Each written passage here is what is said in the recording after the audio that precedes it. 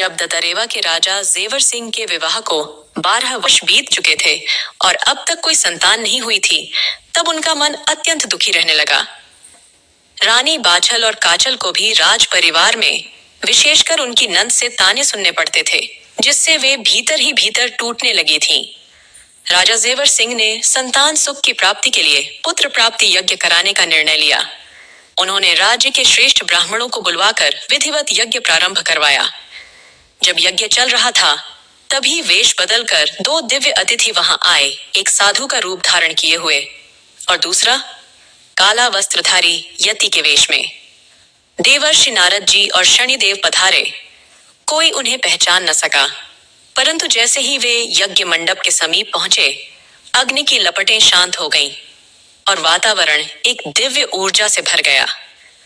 वे राजा की निष्ठा, भक्ति और दुहक से प्रभावित होकर स्वयं उपाय बताने आए थे। श्री नारद जी बोले, हे राजन, अधीर मत हो, धीरज धरो।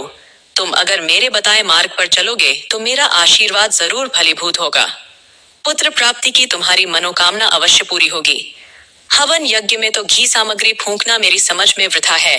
ये भांति भांति के पकवान सामग्री बनवाकर इसे गरीब दुखी लोगों को खिलाओ, साधु संतों को जिमाओ। इसके अलावा बात यह है कि सूर्य पुत्र गोरखनाथ ने इस पृथ्वी पर अवतार लिया है, जो भक्तों का उद्धार करने की खातिर अपने 1400 चेलों की जमात के साथ नगर नगर का भ्रमण करते हैं और अपने भक्तों का कष्ट हरते हैं तथा उनकी मनोकामना पूरी करते हैं।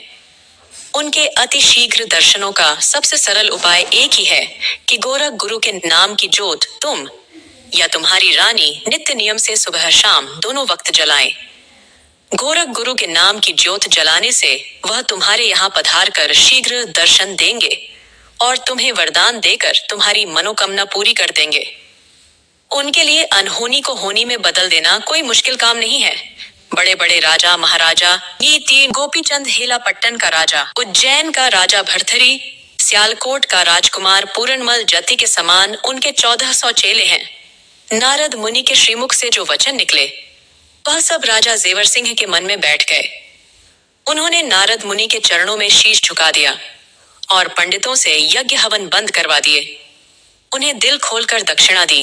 किसी को हीरा, किसी को मोती, किसी को मोहर अशर्फी, किसी को कंचन कड़े और किसी को शाल दुशालें दिए तथा दुधारू गाय सोने के सींग मंडवाकर सब यज्ञ कर्ताओं को दी। अपने पुरोहित जी को जागीर देकर उनका मान बढ़ाया और शनिदेव व नारद मुनि को भी केवड़े के गुलाब में बनी खीर खांड के भोजन करवाए। शनिदेव की माया अपरंपार है। उन्होंने राजा जेवर सिंह की मतिहर कर राजा इंद्र का सदमा दूर कर दिया और पुत्र प्राप्ति का उपाय बताकर राजा जेवर सिंह का क्लेश भी हल्का कर दिया। हे राजन जगत पिता, आपकी मनोकामना पूरी करें।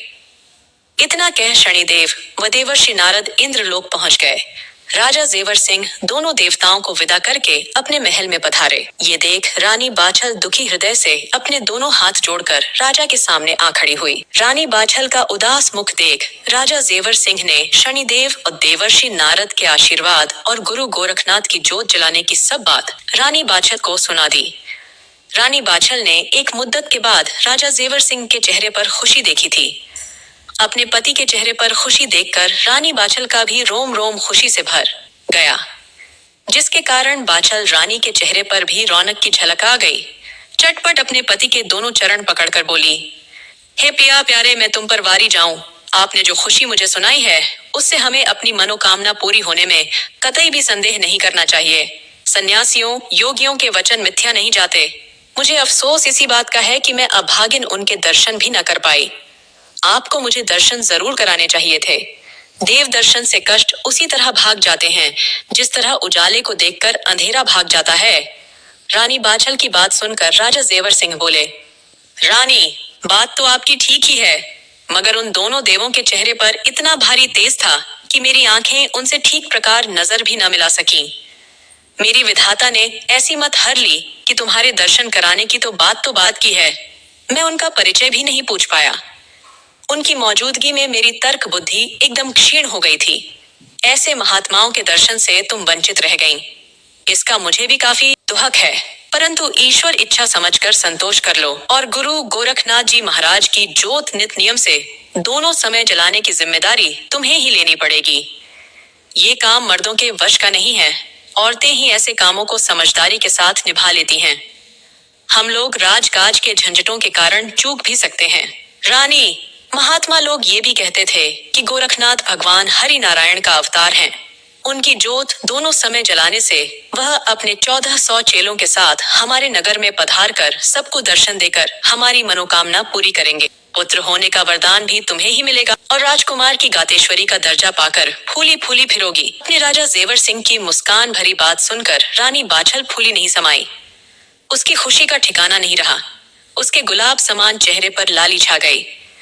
वह राजा जेवर सिंह से प्यार भरे लहजे में मधुर मुस्कान भरकर बोली, हटो भी, तुम्हें मस्खरी की बातें करते लाज नहीं आती। बंधुओं, रानी बाछल ने नित्य नियम से सुबह शाम दोनों वक्त गुरु गोरखनाथ की जोत जलानी शुरू कर दी और अपने दोनों हाथ जोड़कर गुरु गोरखनाथ के चरणों में प्रार्थना करती। सिद्ध श्री सर्वोपरि जग के गुरु गोरख हैं पालनहारे। शीश झुका प्रणाम करूं, दया करो गुरुदेव हमारे। जोत बालकर करूं, विनती कष्ट हरो जग के रखवारे। पूर्णमल पर कृपा कीनी, वैसे ही सारो काज हमारे। दोहा हाथ जोड़ विनती करूं, धरण चरणों में माथ। मोय अनाथ को दर्श दे, करना नाथ सनाथ। इस प्रकार दोनों समय जोत बाल रानी बाछल दंडवत कर गुरु गोरखनाथ से हाथ जोड़कर प्रार्थना करती थी और जगत पिता परमात्मा को शीश झुका कहती कि हे प्रभु, सिर्फ इतनी दया मुझ दुखियारी पर करना कि मैं अपने गुरु गोरखनाथ की जोत पालने से किसी समय भी चूक न जाऊं। प्रभु, सदा ही से अपने भक्तों की टेक निभाते आए हैं, फिर रानी बाछल की प्रार्थना क्यों नहीं सुनते? प्यारे बंधुओं, रानी बाछल को गुरु गोरखनाथ की नित्य नियम से जोत जलाते प्रार्थना करते मुद्दत गुजर गई। तब एक दिन गौड़ बंगाले प्रांत के जंगल में गुरु गोरखनाथ की समाधि टूटती है। वह परमपिता परमात्मा का स्मरण कर सृष्टि पर नजर घुमाते हैं कि कोई प्रभु का प्यारा नर नारी दुखी तो नहीं है। सो हे सज्जनों, चारों तरफ दृष्टि घुमाने से योग माया द्वारा पता चला कि राजस्थान प्रांत के बागड़ देश ददरेवा नगर के धर्मात्मा राजा जेवर सिंह की महारानी बाछल बिना संतान बड़ी दुखी है। वह एक मुद्दत से मेरी जोत बाल कर मुझे अपने यहाँ आ ही बुला रही है। मुझे जल्द से जल्द बागड़ देश पहुंचकर उसे धीर बंधानी चाहिए और उसे पुत्र वरदान देकर उसका दुहक हरना चाहिए। तो साथियों, ये था गोगा महापुराण का 5वां अध्याय। लेकिन रानी बाछल की जोत का जवाब गुरु गोरखनाथ कैसे देंगे? क्या वो सच में अपने 1400 चेलों के साथ ददरेवा पधारेंगे? क्या रानी को मिलेगा वो अमूल्य वरदान? जानने के लिए जुड़े रहिए प्रीशा त्रिशा ज्ञान गंगा, जहाँ हर अध्याय में बहती है भक्ति, ज्ञान और रहस्य की गंगा। मिलते हैं अगले अध्याय में एक नई रोशनी के साथ।